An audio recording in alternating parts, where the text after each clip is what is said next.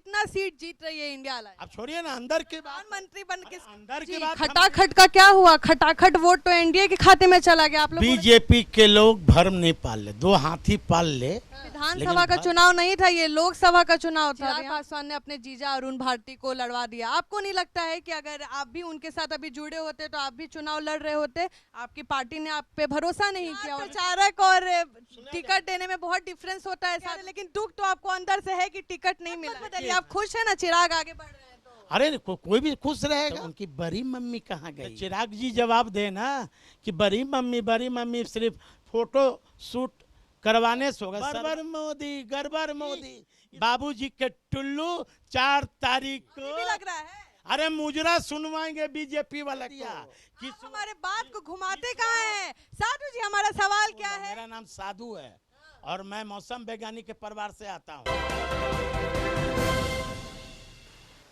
नमस्कार, स्वागत है आपका नक्षत्र न्यूज़ में। मैं हूं मुस्कान और आपको बता दें आज हमारे साथ बातचीत करने के लिए हैं साधु पासवान। एग्जिट पोल का जो नतीजा आया है वो काफ़ी विपरीत आया है, जिस पर विपक्ष बात कर रही थी। तो साधु जी, खटाखट का क्या हुआ? खटाखट वोट तो एनडीए के खाते में चला गया। आप लोग बोले थे खटाखट वोट आएगा।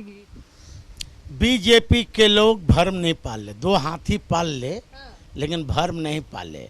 ये बिहार है और बिहार उड़ती चिड़िया को हल्दी लोग लगा देते हैं। तो आपको भी पता है कि विधानसभा का चुनाव नहीं था, ये लोकसभा का चुनाव था। तो यहाँ पूरे बिहार भारत का देखा जाता, ना कि खाली बिहार का देखा जाता। पूरे भारत के लोग जागरूक हो गए हैं और जागरूक जिस तरह देश के प्रधानमंत्री जी ने देश के युवाओं को ठगने का काम किया, उन्होंने 22 स्कोप दिखाया 10 वर्षों में। पहले हम लोग बचपन में 22 स्कोप देखते थे गांव देहात में। वो बिहार और देश के लोग नहीं है। मोदी जी को इस बार जुमला जैसे उन्होंने साधु जी, आपको ही पता है कि जो एग्जिट पोल होता है, जो दिखाता है एग्जिट पोल में जो परिणाम आता है वो भी उसी के दौरान उसी जैसा आता है, 5-6 नंबर ऊपर नीचे होता है। और एग्जिट पोल में दिख रहा है कि एनडीए अपना सरकार तीसरी बार फिर से बनाने जा रहा है। और चिराग पासवान की बात करें तो चिराग पासवान का बताया जा रहा है एग्जिट पोल में कि 5 की 5 सीट वो जीत रहे हैं। उस पर क्या कहिए? वही एग्जिट पोल जो बिहार में लोजपा आर का 5 सीट है, एग्जिट पोल दिखा रही है 6 सीट। वही एग्जिट पोल हरियाणा में लोकसभा के सीट है 10 और वहाँ एग्जिट पोल दिखा रहा है 16 में 19। हिमाचल में 4 सीट और वहाँ दिखा रहा है 6 से 8 सीट। वही एग्जिट पोल। ये हमको तो लगता है ये सब गोदी मीडिया वाले। हाँ, एग्जिट पोल यदि कोई किया है तो हम लोगों ने किया है, डोर टू डोर जाकर। पार्टी विशेष तो अपना ही बताएगा ना जी। वो लोग भी नहीं मान रहा है कि 400 पार है, उन लोग भी कह रहे हैं, आप लोग भी कह रहे हैं। देश के प्रधानमंत्री जी से पूछिए कि पहली बार आजादी के 75 साल बीत गए, आजादी के 75 साल बीत गए, पहली बार किसी देश के प्रधानमंत्री ने, बिहार के युवा एक नौजवान तेजस्वी यादव ने देश के प्रधानमंत्री को सड़क पर लाकर खड़ा कर दिया, रोड शो करवा दिया। ये बताइए, ये सवाल मेरा ये है कि आप पासवान हैं, रामविलास पासवान के आप भी दामाद हैं, बड़े दामाद हैं। चिराग पासवान ने अपने जीजा अरुण भारती को लड़वा दिया। आपको नहीं लगता है कि अगर आप भी उनके साथ अभी जुड़े होते तो आप भी चुनाव लड़ रहे होते? आपकी पार्टी ने आप पे भरोसा नहीं किया। अगर आप लड़ते तो दम ज़्यादा अलग होता, क्योंकि चिराग पासवान भाई बहन आमने सामने होते, लेकिन पार्टी ने आप पर भरोसा नहीं किया। तो आपको अफसोस नहीं है कि हम चिरागे के साथ रहते तो शायद हम लोग को टिकटों मिल जाता? अच्छा ये बताइए कि आपने तो रिश्ता जोड़ दिया कि हम उनके रिश्ता आपका जुड़ा हुआ है, खून का रिश्ता जुड़ा हुआ है। नहीं, मैं आपकी बातों को समर्थन करता हूं, लेकिन चिराग जी की विचारधाराएं अलग है। चिराग जी की हमारी लड़ाई व्यक्तिगत नहीं है, चिराग से हमारी लड़ाई ये विचारधारा की लड़ाई है। आप भी तो पासवान जी, रामविलास पासवान के जी फिर ना राजद में आए हैं।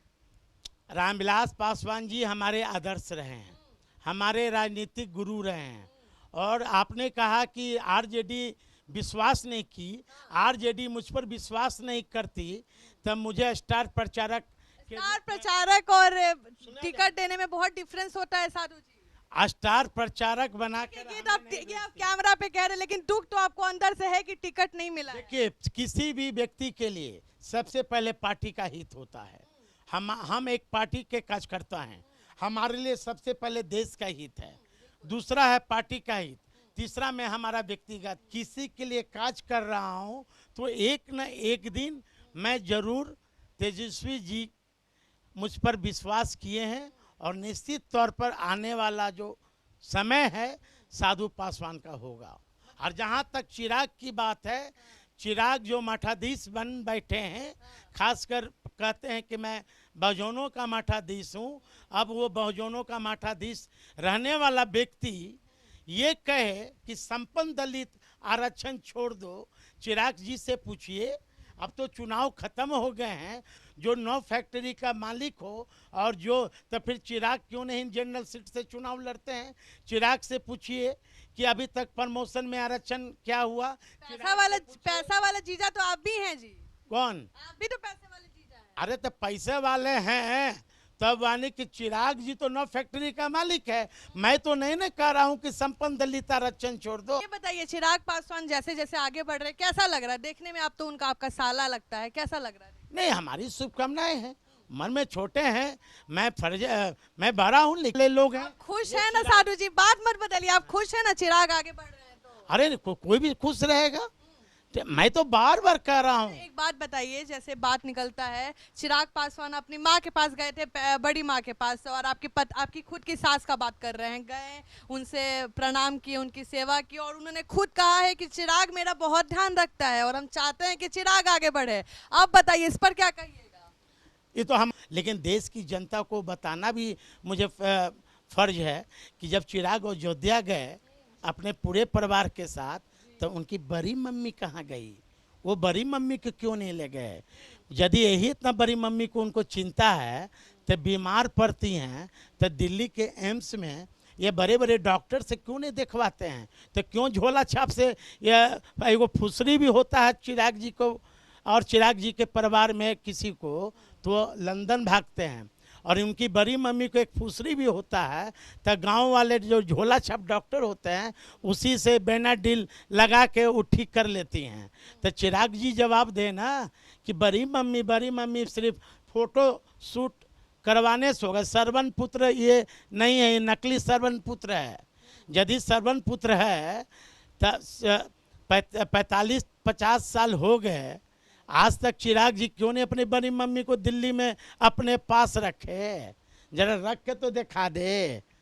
अच्छा ये बताइए, जो एग्जिट पोल आ रहा है उसमें चिराग पासवान का 5 सीट जीता हुआ दिख रहा है, उस पर क्या कहिए? एग्जिट पोल 6 दिखा रहा है भाई उनको, एक सीट एग्जिट पोल वाले कहाँ से जीताएं, कहाँ से दे दिए, मुझे तो पता नहीं, वो तो आने वाला समय दीजिए।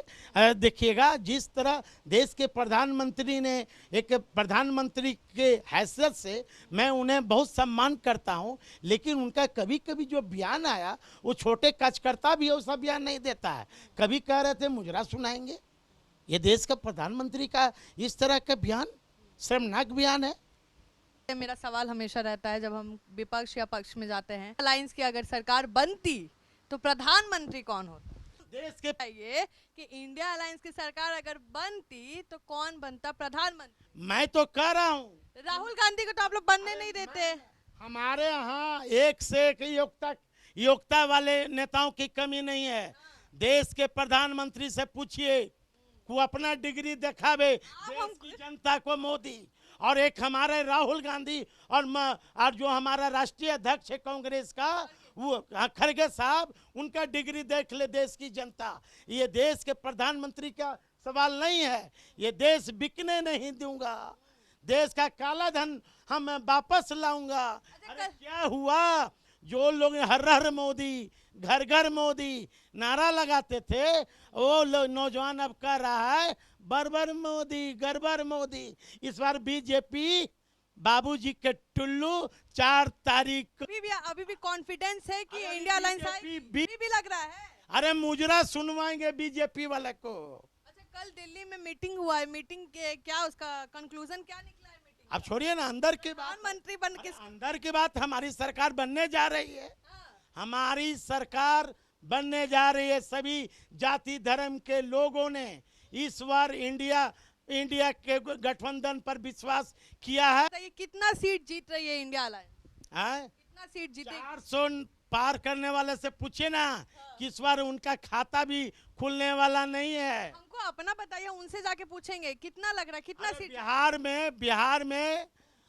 बिहार में 40 सीट है। आप हमारे बात को घुमाते कहाँ हैं? साधु जी, हमारा सवाल क्या है कि कितना सीट जीत रही है इंडिया अलायंस, ये बताइए। मैं तो कह दिया, बिहार की जनता ने गांठ बांध लिया था कि बीजेपी हराओ देश बचाओ, बीजेपी भगाओ संविधान बचाओ। सीटवा कितना आ रहा है? अरे सीटवा 30। आप लोग एग्जिट पोल किया, आप बोले ना कि हम लोग भी एग्जिट पोल किए, कितना सीट लग रहा है? एग्जिट पोल जो है मोदी मीडिया का, एग्जिट पोल पर हम लोग का भरोसा नहीं है। तेजस्वी यादव भी बताते रहते हैं ना कि इतना सीट तो ले लेंगे, कितना सीट ले रहे हैं? 40 पार नहीं करेगा वो। एनडीए। हाँ 10-15 में बिहार में सिमट जाएगा। क्या बात कर रहे हैं? मैं सही बोल रहा हूँ, मेरा नाम साधु है और मैं मौसम वैज्ञानिक के परिवार से आता हूँ, अच्छा। है ना।